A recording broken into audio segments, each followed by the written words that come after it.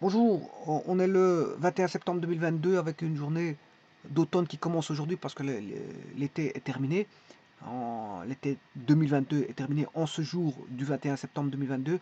On se retrouve avec des températures assez fraîches, humides, mais en ciel pour l'instant qui est d'une certaine forme de clarté. Donc on a une certaine forme de luminosité pour un début d'automne, ce qui est très bien.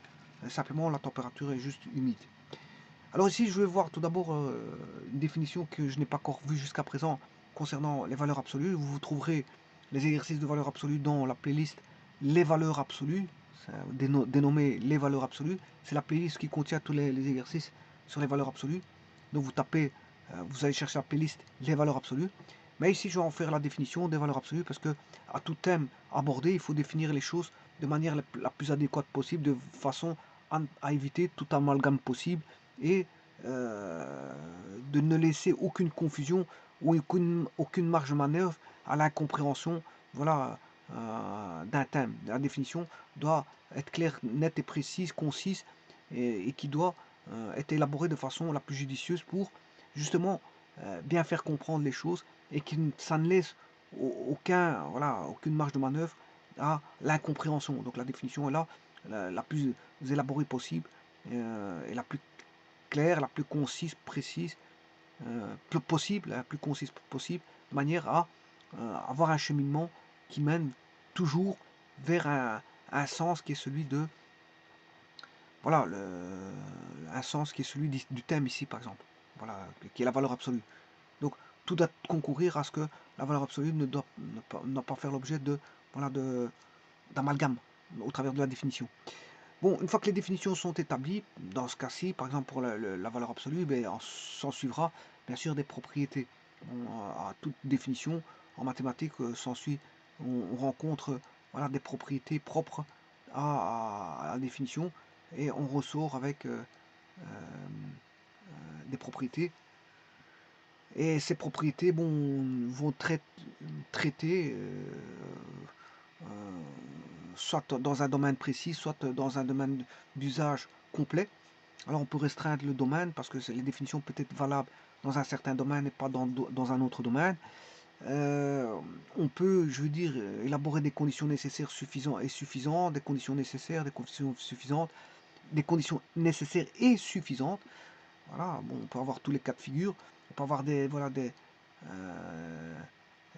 toutes sortes de propriétés qui peuvent jaillir de par la définition qui est établie concernant le thème ici qui est la valeur absolue. Bon, ensuite, quand les définitions et les propriétés sont définies, ben, il reste les applications qui peuvent être, qui peuvent entourer, voilà, qui peuvent entourer ce thème de valeur absolue et qui peut être résolu au travers de la définition et des propriétés.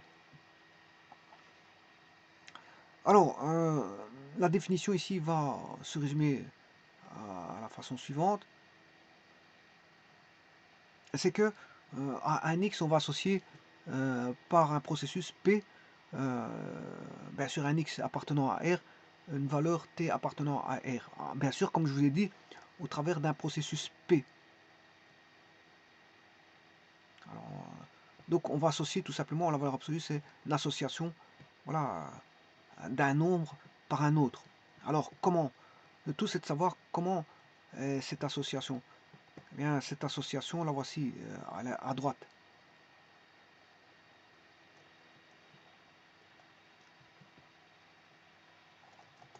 Donc, le processus, le voici. Le processus P,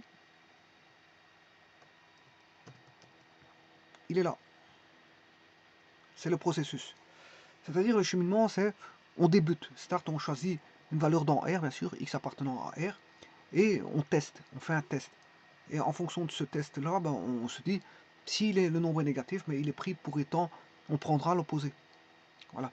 Mais si le x n'est pas négatif, c'est-à-dire qu'il est plus grand ou égal à 0, à ce moment-là, bon, on prendra voilà, la valeur de x. Mais voilà que vous souhaitez. L'association de ce t-là par le processus est définie de façon assez simple. C'est que de deux choses l'une, on va prendre la valeur absolue de x. Je vais le faire ici. De deux choses l'une, le processus va associer le processus sera le suivant. La valeur absolue de x égale x si x est plus grand ou égal à 0. La valeur absolue de x est égale à moins x, ou je dirais plutôt la valeur absolue de moins x est égale à x si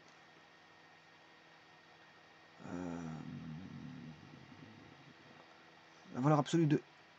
Non, ici je me suis trompé. La valeur absolue de x, ce sera moins x si x est négatif. Donc de deux choses l'une, soit le x ici est positif, soit il est négatif. Voilà, donc là on peut définir ce fameux, ça c'est le x il est là, et le t il est là. Donc le t prendra soit la valeur de départ ou soit l'opposé.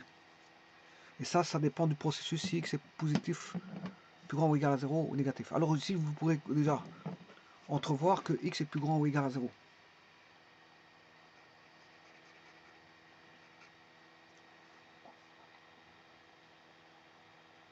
Alors, ce qui veut dire que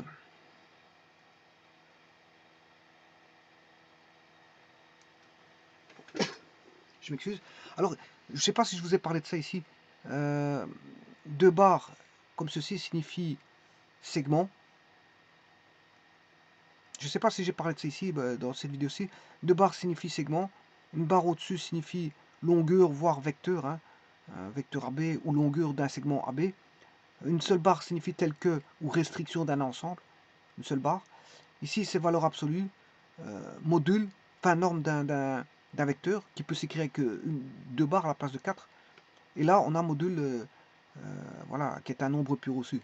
Voilà, donc deux barres peut se retrouver dans pas mal voilà, de concepts. Alors là, on a le processus. Alors de deux choses l'une, comme je vous ai dit, dans ce processus-ci,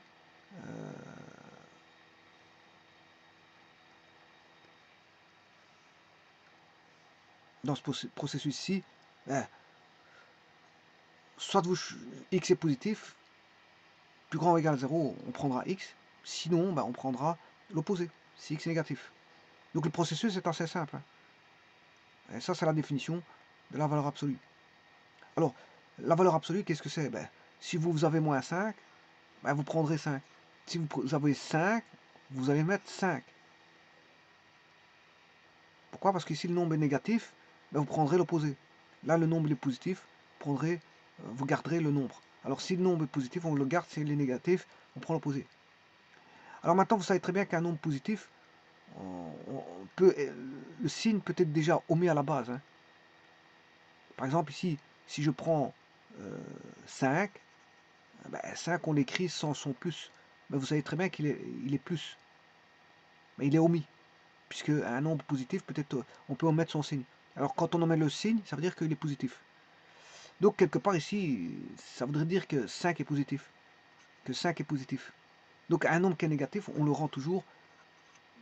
Enfin, un nombre que la valeur absolue, c'est rendre un nombre positif. S'il est négatif, on le rend positif. S'il est positif, il est déjà positif, il reste positif. Par contre, il y a une particularité, c'est la valeur absolue de 0 qui fait 0. Alors, les valeurs absolues. Alors, ici, le processus, c'est on a moins 5, on prend l'opposé, ça fera plus 5. Et on en met le signe, bien sûr. Hein. On met le signe. On en met le signe.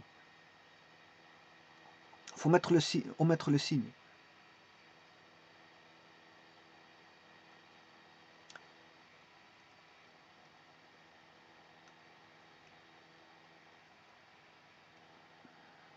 Alors, le nombre, c'est la valeur absolue, c'est le nombre sans son signe.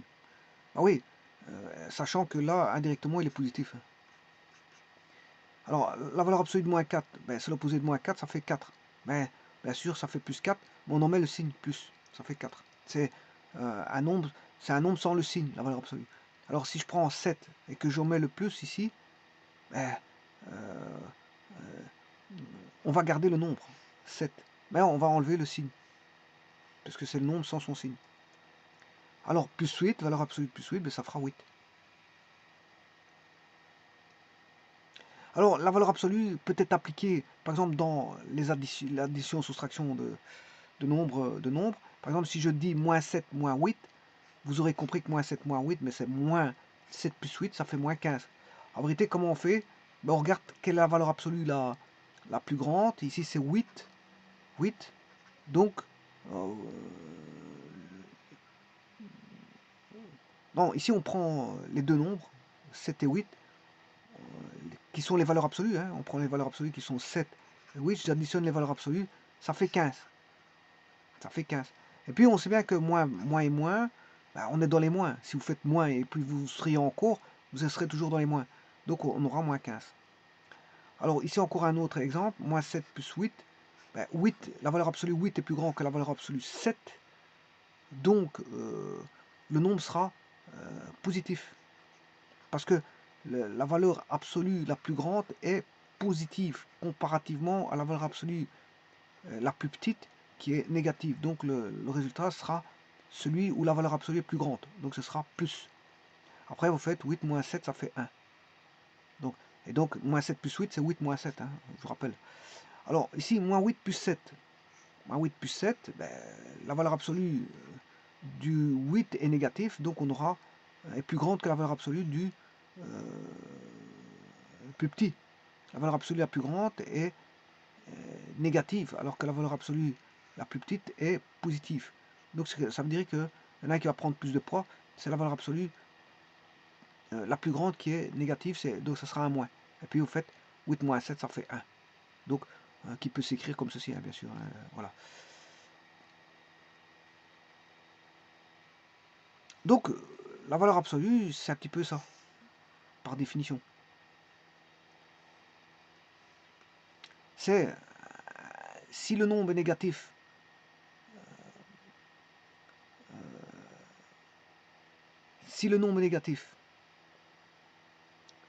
ben, on prend son opposé, et prendre son opposé, c'est le rendre positif. Hein. Donc la valeur absolue de x est plus grand ou égal à 0, toujours. Plus grand ou égal à 0.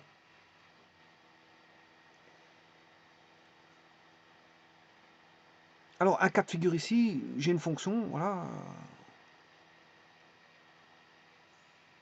Tout ce qui est négatif va redevenir positif. Mais ce qui est positif va rester positif. Ce qui est positif va rester positif. Par contre, ce qui est négatif, là, la partie verte en bas, va remonter au-dessus, parce qu'elle est négative, elle est dans les y négatifs, elle va devenir y positif. Donc là, toute la fonction f est, toute la fonction g est positive. C'est normal, j'ai pris les valeurs absolues de la fonction complète. Donc toute la fonction complète est positive. Maintenant, si j'avais fait g plus 4x, bon, ça c'est normal qu'on a du négatif parce que je n'ai pas englobé tout dans des valeurs absolues. Hein. Ça c'est normal. C'est normal. Voilà. Ne sera positif que le domaine où on a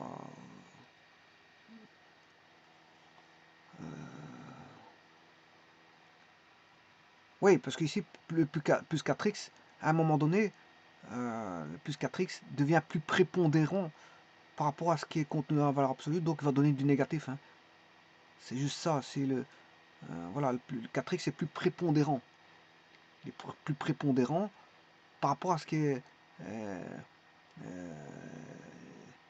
positif dans la fonction rouge. Voilà, par exemple, je prends x égale moins 1. Voilà, en x égale moins 1. Si je prends 4x,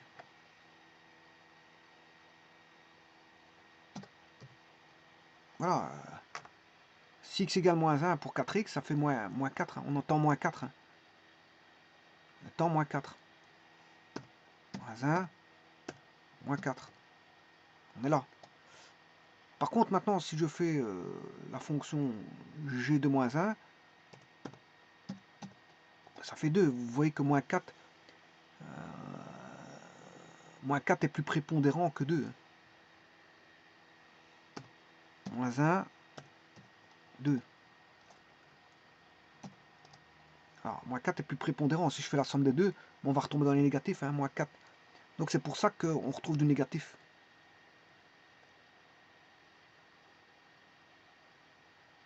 Voilà, attention qu'ici je me suis trompé, c'est... Non, c'est bon. Voilà, on va retrouver...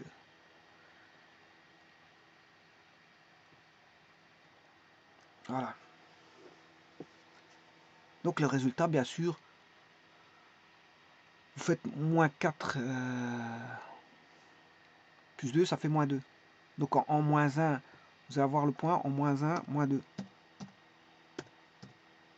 Donc il sera négatif, c'est normal.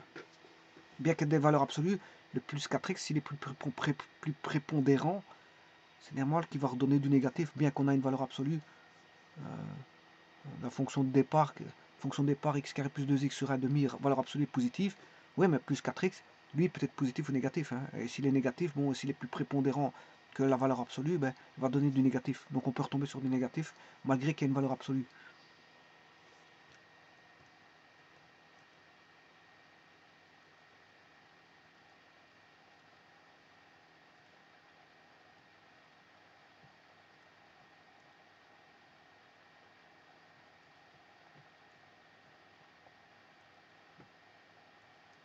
Je vous remercie.